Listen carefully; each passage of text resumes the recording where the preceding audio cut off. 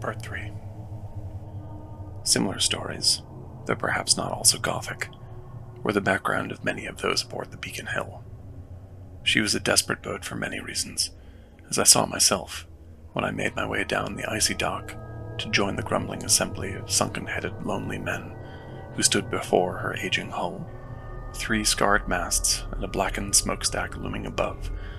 wreathed in a frenzy of ropes and spars that glistened with a congealed residue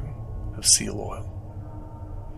Most of the men looked elsewhere, possibly in fear that they might falter in their commitment, and I could see in their heavy eyes that the hill represented for them, as it did for me, a kind of last hope. We queued and gave our names one by one, receiving brief individual instruction from the quartermaster, along with a small parcel of blanket-wrapped necessities from a stringy-looking young deckhand, and made ready to get to our bunks or stations as required. But before departure, Leroy insisted upon gathering us a final time for an ill-constructed and self-congratulatory speech. It was surely intended to inspire, but was so interlaced with recrimination towards those who didn't stand behind his grand vision, including his assumedly former spouse, that it only served to introduce greater unease to our already doubtful minds. We looked at one another as he droned on, rocking on our heels, which for some might have been the cold, but many, I believe, are in fact weighing flight from the wretched situation. And to this day, I feel that if but one of us had broken and ran, we might have all followed suit and saved the lot of us from a cruel fate that lay hidden beyond the edge of the world. But as often happens with just-met men,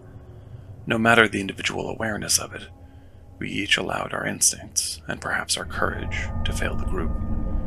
as every individual, doubtful of their own position in relation to the others, failed to speak up, and then used the fact that others did the same to justify that silence, effectively ceding control to he who spoke loudest. So we stood and took it, this idiocy, listening in freezing stillness for near to 30 minutes, as the already pathetic scene sank to bathos. Leroy misquoting Roosevelt, Shakespeare,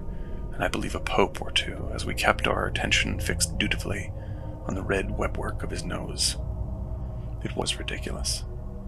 When Shackleton had advertised for adventurers all those years ago, he had his pick of 5,000 applicants, but the damp-coated herd that waited that day for our great leader to complete his slow deflation numbered barely the requisite 20 to crew such an outmoded hulk, many of the scientific team serving double duty as so-called able seamen. I myself was forgiven such rough work, so as to save my hands for surgeries, and instead placed as a second to bomb the cook. Desperation indeed, as even in the war my fellows wouldn't allow me to prepare tea in our trench lest I burn the water. But it should also be said that it was in that desperation that we found fraternity. First, of course, in the gallows humor I've described,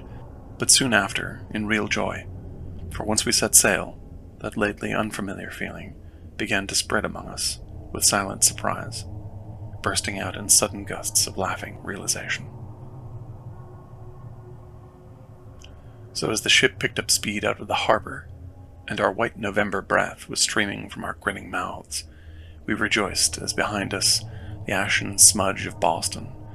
with all its factories and filthy snow, receded and was swallowed whole by the frigid cobalt-blue dome of the sky. We knew in that moment it didn't matter where we were going. We could have been a raft of prison escapees spinning wildly down the Mississippi and been just as giddy. We had severed ourselves from those we blamed, and from those who blamed us, from our debts, our shame, and our guilt. Our lives would no longer be the same, or at least the free air gave us that brief illusion. Leroy, for whatever reason, did not join us in this feeling, and went below deck soon after launch. The men believed he was green at the gills, and Langley, the carpenter, took advantage of his absence to start singing "I've Got the Captain Working for Me Now,"